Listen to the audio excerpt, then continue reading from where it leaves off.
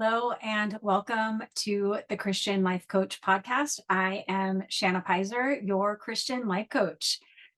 So, we just finished a series on the creation cycle, which is the tool that is based on cognitive behavioral therapy. So, if you did not listen to those episodes, please do yourself a favor and go back and listen to episodes 32, 33, and 34. And they are all about the creation cycle and how our thoughts, when we are thinking intentionally, create more and more of the life that we want to live. And as we live on autopilot, we live more and more and more into autopilot and keep getting the same things that we've been getting. So please do yourself a favor, like I said, and go back and listen to those episodes if you have not yet. Also, if you do not know this, I wrote a book called Self-Care as Stewardship. It is a 31-day devotional, and I'm trying to grab a copy really quick to hold it up. If you would like your copy of this 31-day devotional, Self-Care as Stewardship, go to the show notes and there will be a link there for you to go find that. And it is a great way to start your days for that 31 days. And it's also a great gift to share with your loved ones. Okay, let's get into it. So I am doing a little shift now, and we are in the very beginning of October, which means that the holidays are right around the corner. And what I want to talk about for now, we'll be talking about doing the holidays well. We will be talking about resting and reflecting and restoring for this last section of the year so that then we can start out 2026. Did you hear that? 2026, so that we can end 2025 well and begin 2026 even better. So our October series is all about rest and restoration. And it's so often that as the holidays are approaching, we are ramping up. We are ramping up to hustle, to gear up, and we just know that there's going to be a lot of extra energy expended gearing up for the holidays, to get through the holidays. And that's not what I'm going to be talking about. How about that?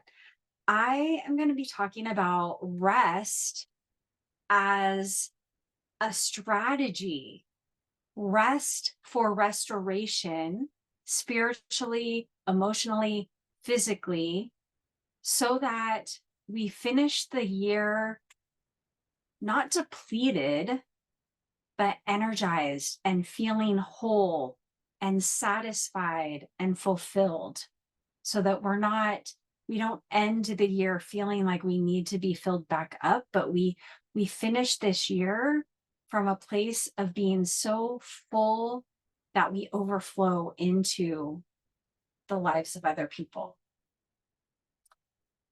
Now, Jesus says, "Come to me, all of you who are weary and burdened, and I will give you rest." And I would venture to say that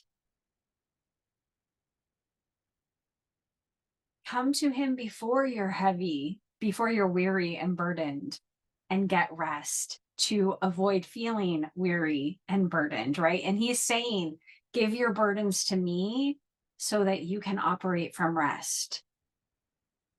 And rest is not laziness. Ladies, hear me. Rest is not laziness. If you take the time during the day to rest, you're not being lazy. We have been told that. It has been what has been ingrained into us, that sitting down, taking a minute for yourself, maybe reading a book is laziness. There's things to do. There are always things that you could be doing. Things are not going to go away. But when we are operating from a place of rest, we can do those things better. We can have a better attitude about doing those things. Rest is God's design. He created our bodies to require rest. Our physical bodies are restored and renewed when we rest. Our minds and our emotional capacity is restored and renewed when we rest. Without rest, without resting, even doing good work, it becomes unsustainable because we can't function without rest. And I don't know about you, but I get really cranky when I don't get rest. I know that I need rest, and not just sleep at night, but I need rest for my brain throughout the day. I need rest from interaction with other people throughout the day.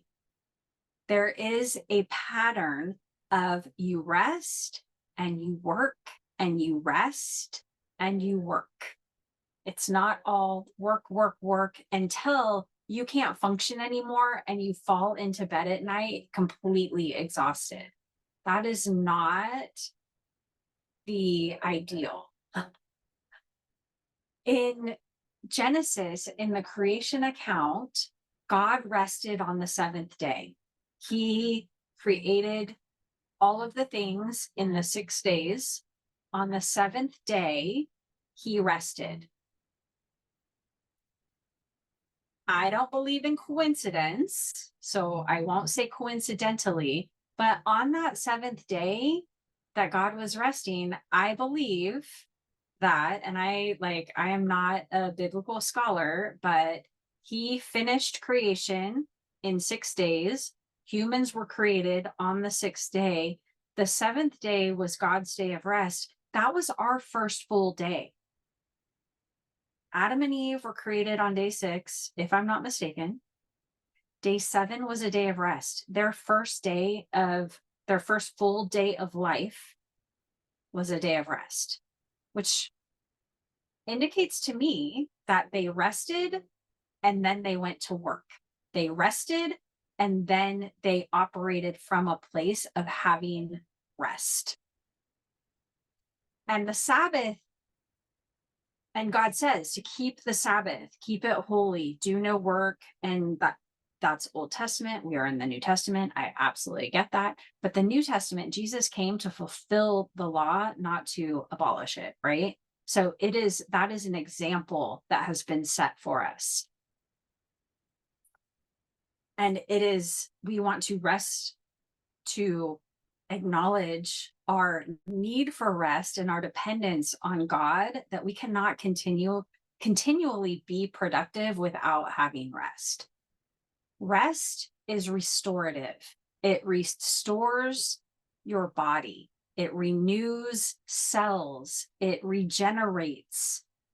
It helps to re-energize. It's like plugging a rechargeable battery into the recharger. Sleep renews your body.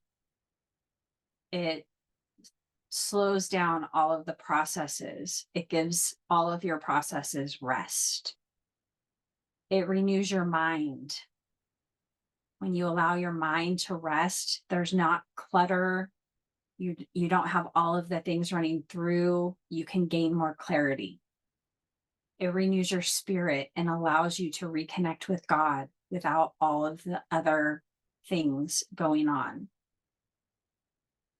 And why does rest matter now? Where we're at, and if you're listening in real time, like I said, very beginning of October 2025, coming into this last quarter of the year.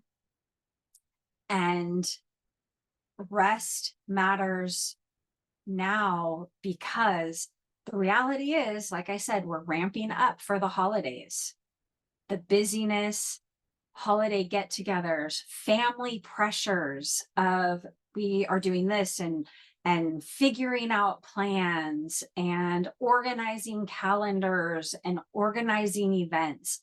And I have this not quite to the end of the year, but close this next 2 months, October, the end of September, which I'm recording this on September 25th, the end of September, October, and the first half of November, and actually all of November, I guess, I have a lot of things on my calendar that normally I don't in a year. We have baby showers, we have weddings, we have get-togethers, we have birthdays, and each one of those things requires travel. So it's a lot of organizing, which just, I mean, if you have ever had to organize anything, that takes energy. And in order for me to have a clear mind to be able to make plans and coordinate calendars and coordinate travel, I need to be rested, or it doesn't end up well, to be honest. So as we're going into this end of the year, being rested is so important in order to create events and connections with family that are positive and that generate more connection. And as women, we tend to sprint to the finish line. Like, okay, here we go. Let's just dig in, white knuckle, hustle, pressure until the end of the year. We just have to get through it, right?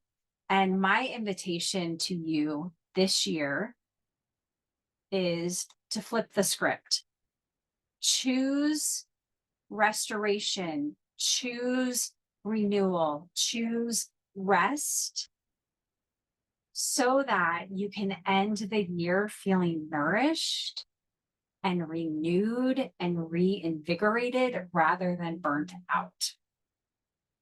So there's a mindset shift here. It's resting as a strategy. So strategically resting in preparation rather than procrastinating rest and doing it because you don't have any other option.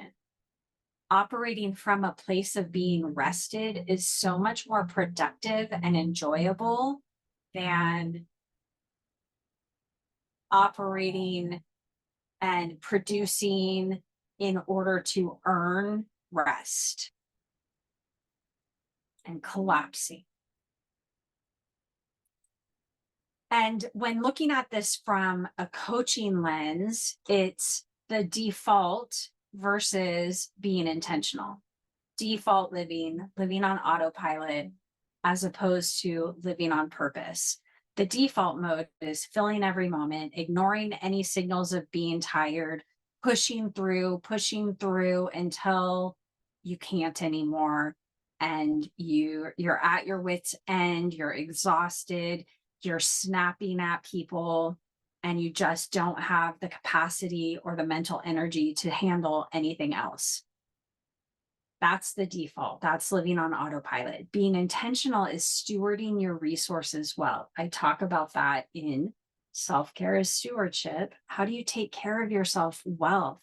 How do you steward the resources that you have been given in order to live a life of purpose, with purpose, on purpose?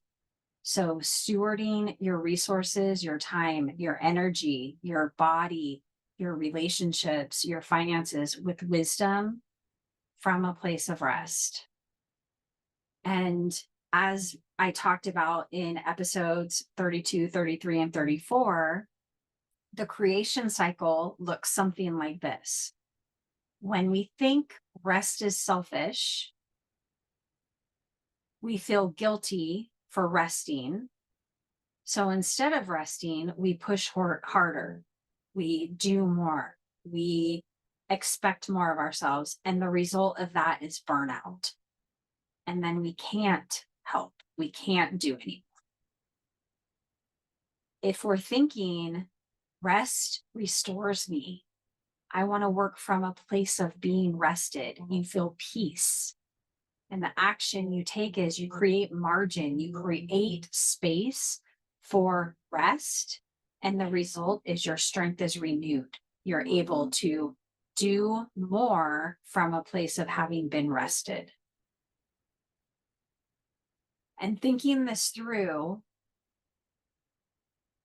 being intentional rather than living on autopilot, the default mode, you can think ahead of time. You can think forward.